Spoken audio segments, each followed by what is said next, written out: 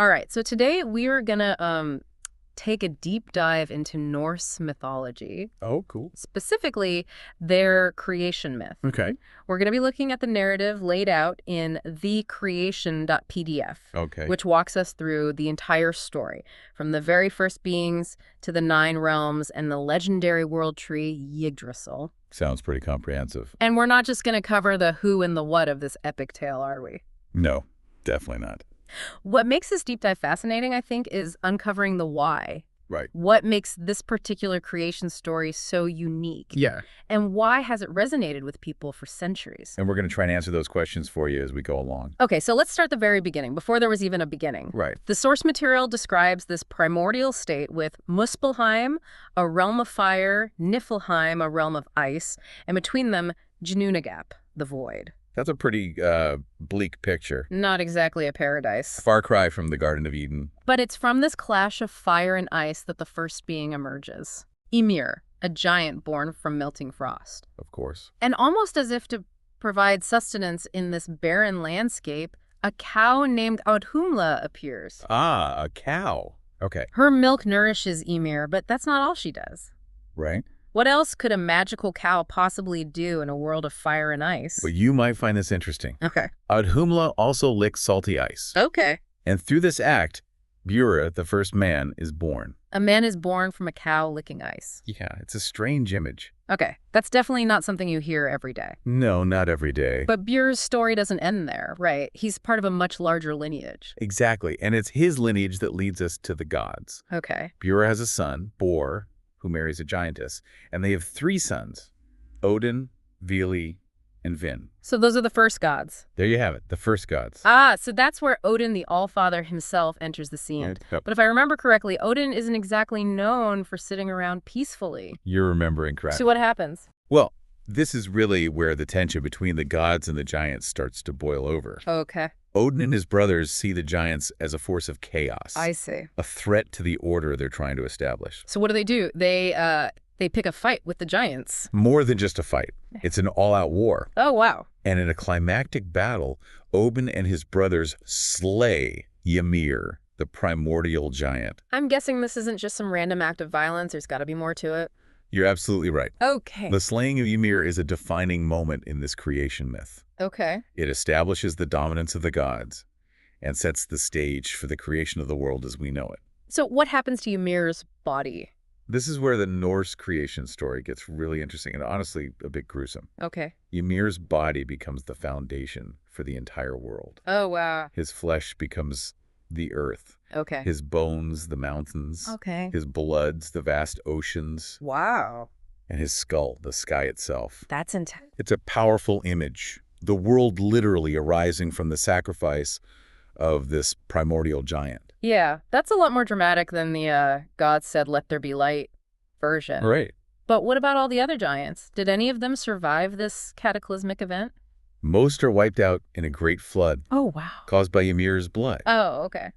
But one giant, Bergelmir, manages to escape How do you do that? on a makeshift raft with his family. Oh, wow. And it's Bergelmir and his kin who become the ancestors of the frost giants, Okay. ensuring the conflict between gods and giants would continue. So even as the world is being created, the seeds of future conflict are already being sown? Right. It's a reminder that this tension between order and chaos is baked into the very fabric of Norse mythology. It's a recurring theme. But what about humans? Where do we fit into all of this? After shaping the world from Ymir's remains, Odin and his brothers stumble upon 2 seemingly insignificant objects, driftwood logs. Okay. But the gods saw potential in these simple forms, and in the display of creative power decide to shape them into the first humans, Ask and Embla. So, unlike the giants who emerged from the primordial ooze, humans are deliberately crafted by the gods. That's right. That seems to suggest a unique connection between humanity and the divine, doesn't it? It certainly does. And there's another intriguing detail here. Humans are created from trees. Yes. Right from the beginning, you see that connection to the natural world. That's an important point. But the creation of humans wasn't the final act, was it? No. The gods recognized that these new, fragile beings needed a place of their own. They did. So that's where Midgard comes in, the realm of humans. Precisely. Okay. The gods construct a protective wall around a central portion of land, Okay. using the eyebrows of Ymir, no less. Of course, why not? This becomes Midgard, a safe haven for humankind. I see. As for the giants, well, they are given Jotunheim, Okay. a land of ice and rock, far from the human realm. So even in this newly created world, there's a clear separation between humans and giants. It seems the gods were anticipating future conflicts and laying the groundwork for some kind of order. They were definitely planning ahead. But this is just the beginning, isn't it? Yeah, it The is. world is still a pretty empty place. It is. There's still a whole cosmos to populate. Right. And things are about to get even more interesting. Okay. Because the origin of some of the creatures in Norse mythology is, shall we say, less than glamorous. Remember all that blood from Ymir? Okay. The rivers flowing from his wounds? Yes. Well, those rivers weren't exactly sterile. Okay, I have a feeling this is where things take a turn for the squeamish. Let's just say that within Ymir's decaying flesh, maggots begin to writhe. Oh, that's nice. And while most people would probably just, squash those creepy crawlies, Yeah. the gods decided to get creative. Creative with maggots. I'm intrigued, but also slightly terrified. They gave them a makeover. A makeover. All right, what did they do? The less attractive maggots were transformed into dwarves, skilled artisans who make their home underground in Svartalfheim. And the others, the more aesthetically pleasing ones, became elves. Okay. Graceful and wise beings residing in Alfheim, closer to the gods. So from maggots to master craftsmen and ethereal beings, You got it. it's a reminder that even in Norse mythology, beauty can arise from unexpected places. That's a good point. We've got humans, giants, dwarves, elves. What else is missing from this cosmic picture?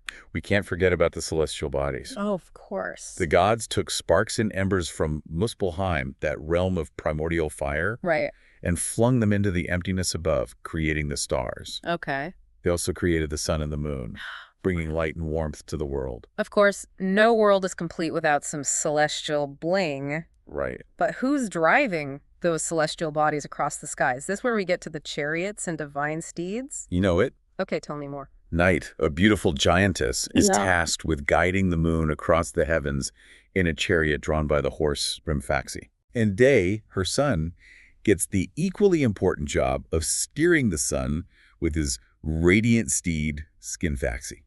So the changing of day and night, that rhythm of light and darkness, is all thanks to these divine horse-drawn chariots? That's right. I love these little details. It's fascinating, isn't it? But what about the wind? There's got to be a story behind that too, right? There is, and it involves a creature of immense power.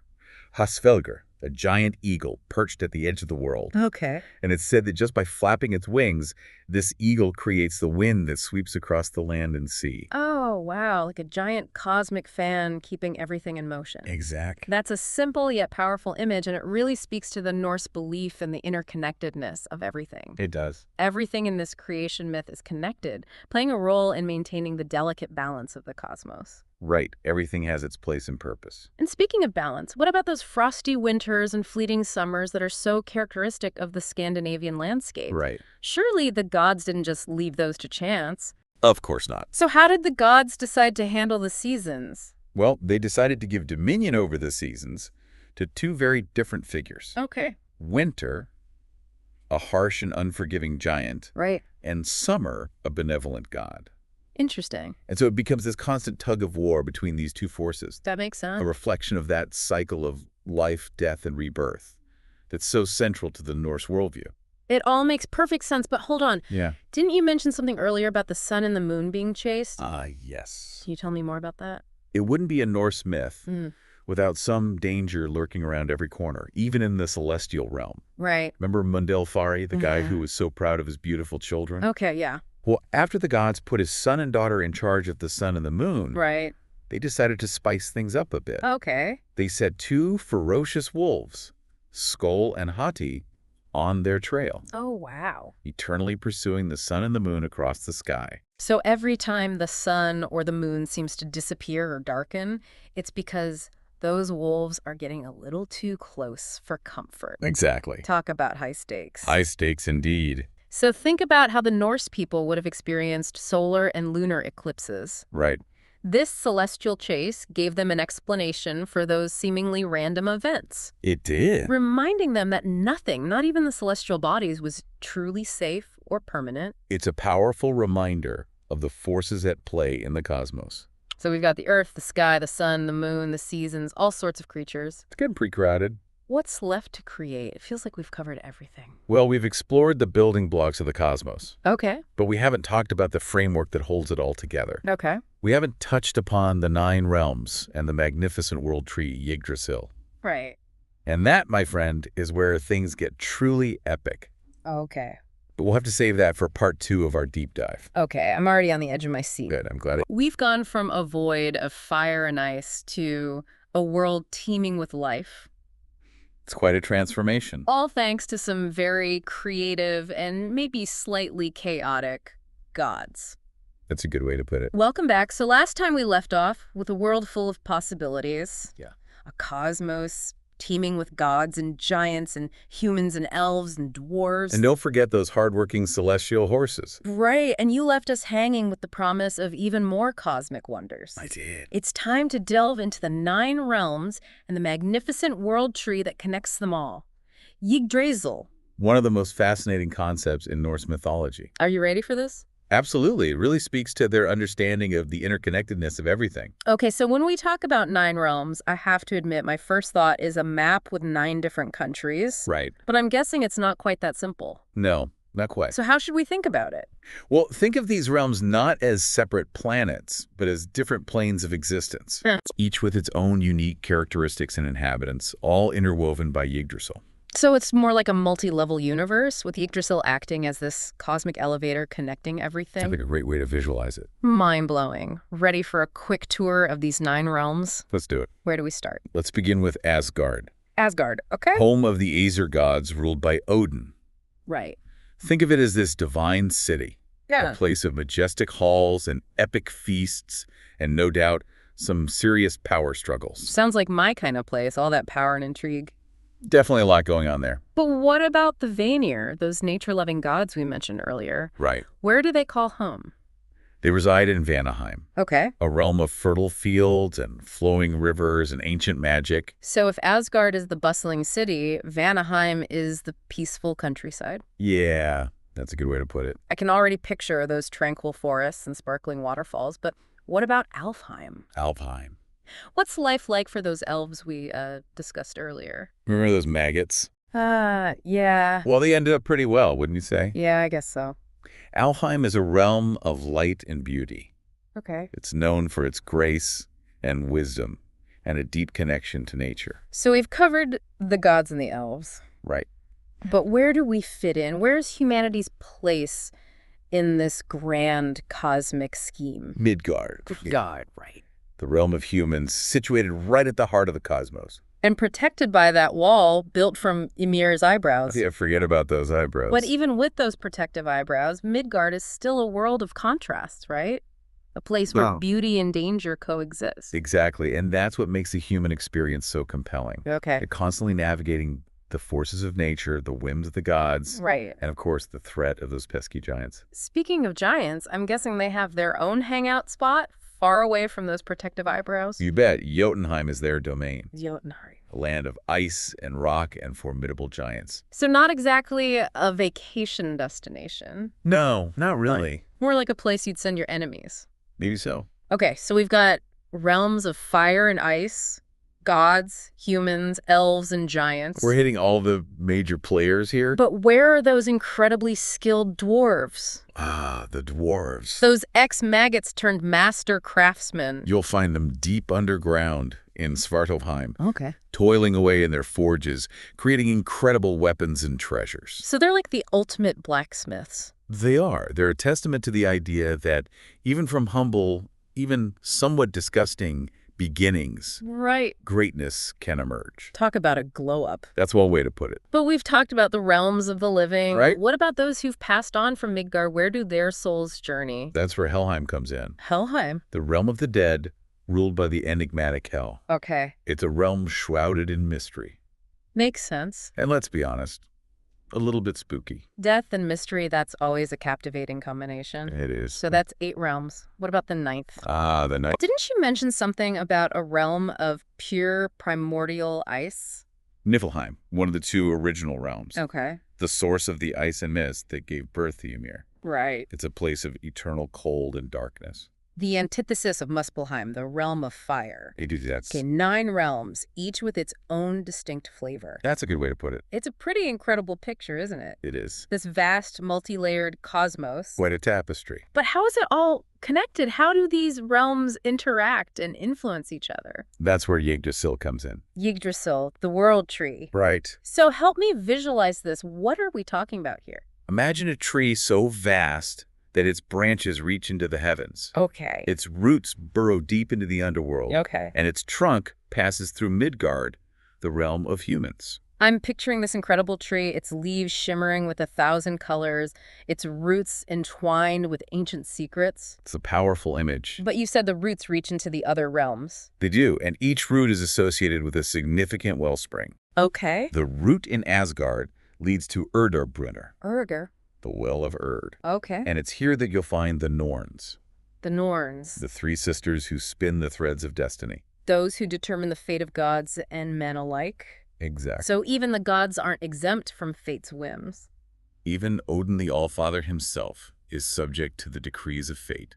Wow, it really adds a layer of complexity. It does. And let's be honest, a bit of anxiety to the whole cosmic setup. I see why you'd say that. But what about the other roots? Where do they lead? The root in Jotunheim, the realm of the giants, Okay. leads to Mimisbrunner. Mimisbrunner. Okay. Mimir's, a source of wisdom, Okay.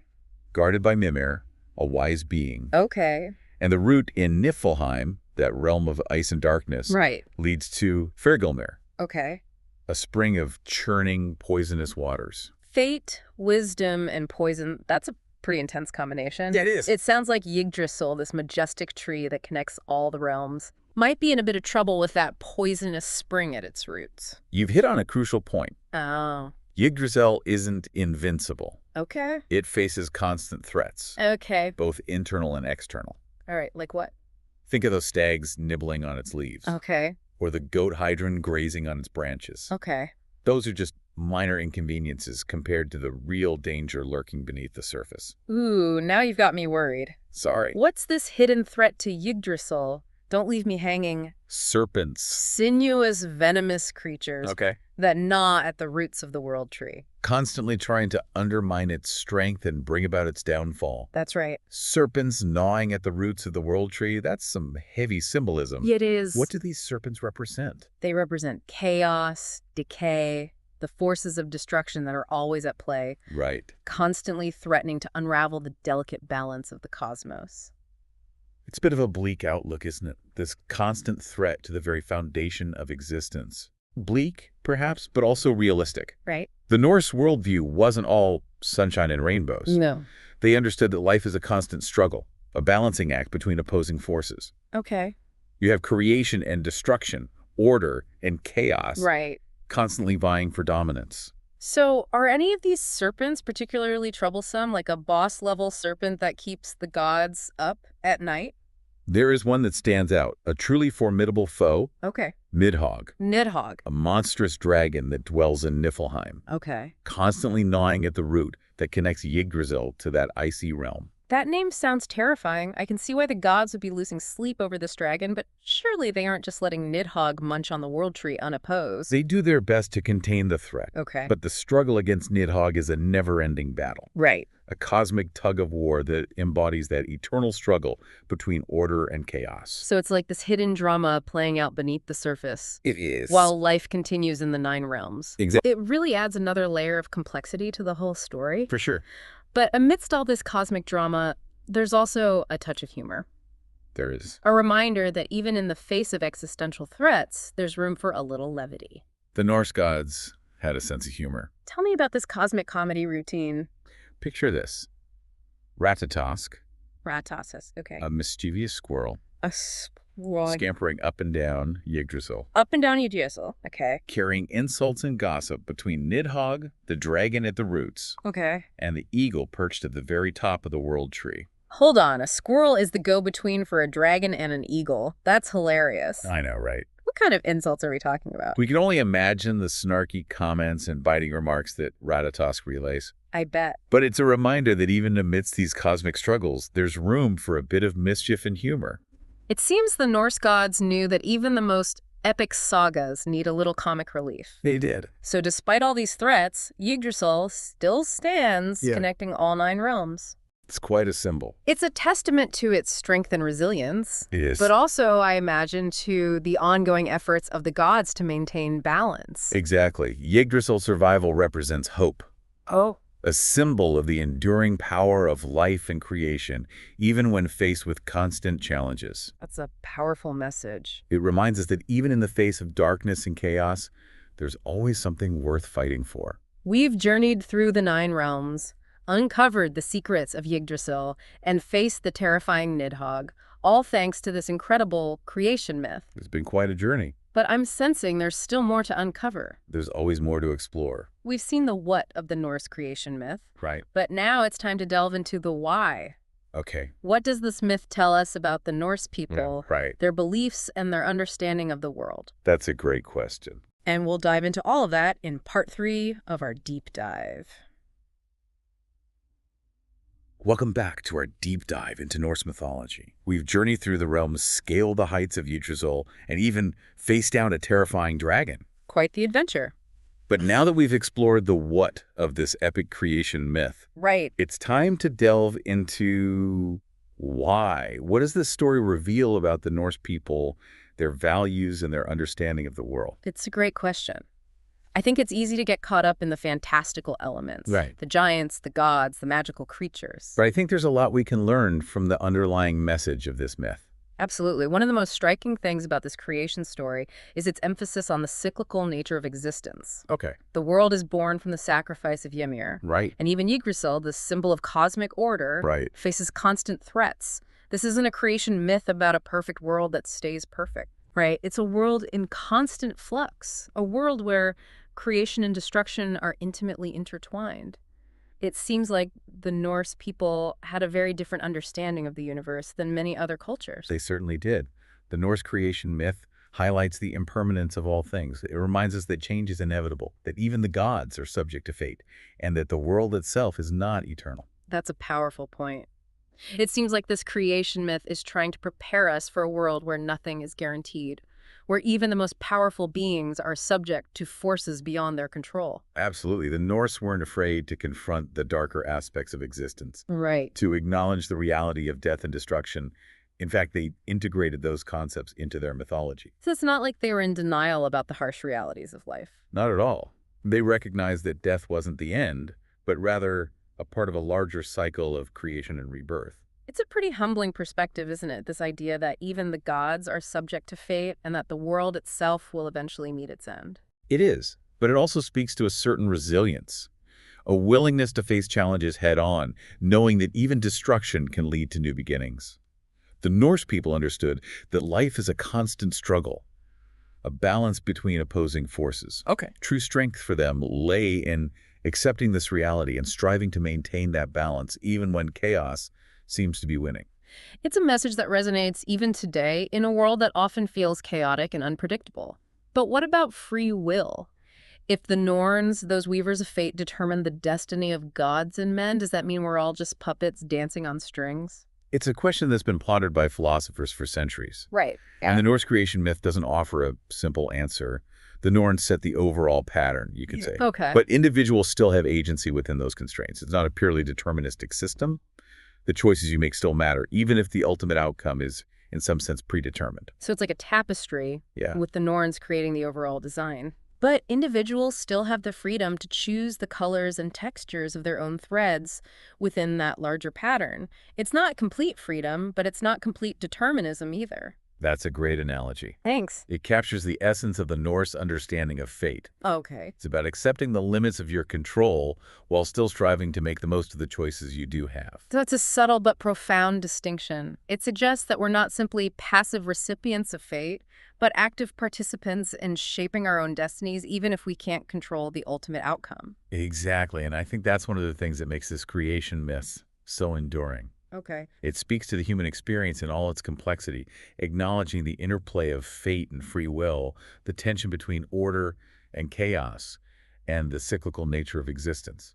And let's not forget Yggdrasil, that magnificent world tree. Of course. It's more than just a cool image. It seems to hold a lot of symbolic weight in this myth, doesn't it? Absolutely. Yggdrasil represents the interconnectedness of all things. It links the 9 realms from the heavens to the underworld. Right. And its constant struggle against the forces of chaos symbolizes the fragility of cosmic order.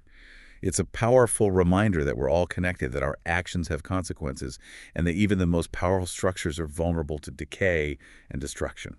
And then there are those well springs at the roots of Yggdrasil. Right. Each one represents a fundamental aspect of existence. Fate, wisdom, and poison. It's a potent combination. It speaks to the Norse understanding of the world as a place of both wonder and danger, a place where knowledge, wisdom, and careful choices are essential for navigating the challenges of life. This creation myth is a far cry from those feel-good stories we often hear about a benevolent deity creating a perfect world. It is, but that's what makes it so compelling, so relevant. Even today, it speaks to the human experience in all its rawness and complexity. It doesn't shy away from the darker aspects of existence, but it also reminds us of the beauty, resilience, and interconnectedness of all things. So as we wrap up our deep dive into the Norse creation myth, what's the takeaway for our listeners? What can we learn from this ancient story? It's a reminder that life is messy, unpredictable, and often unfair. Right. But there's beauty and meaning to be found in the struggle itself. It encourages us to embrace change, to acknowledge the interconnectedness of all things, and to strive for balance in a world where chaos is always lurking just beneath the surface. Well said, and it's just the beginning of your journey into Norse mythology. There's so much more to discover: the gods, the giants, the monsters, the epic battles, and the profound wisdom embedded in these ancient tales. Make sure you join us next time as we continue to explore the rich tapestry of Norse mythology. Until then, keep exploring, keep questioning, and keep discovering the wonders of Norse mythology. I guarantee you won't